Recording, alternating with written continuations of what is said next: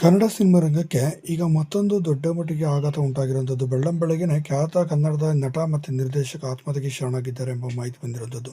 ಇನ್ನೂ ದುರಂತ ಏನಪ್ಪ ಅಂತಂದರೆ ಇವರ ಸಾವನ್ನು ಭೀಕರವಾಗಿರುವಂಥದ್ದು ಮತ್ತು ಇವರ ಶವನೂ ಕೂಡ ತುಂಬಾ ಕೊಳೆತ ಸ್ಥಿತಿಯಲ್ಲಿ ಪತ್ತೆಯಾಗಿರುವಂಥದ್ದು.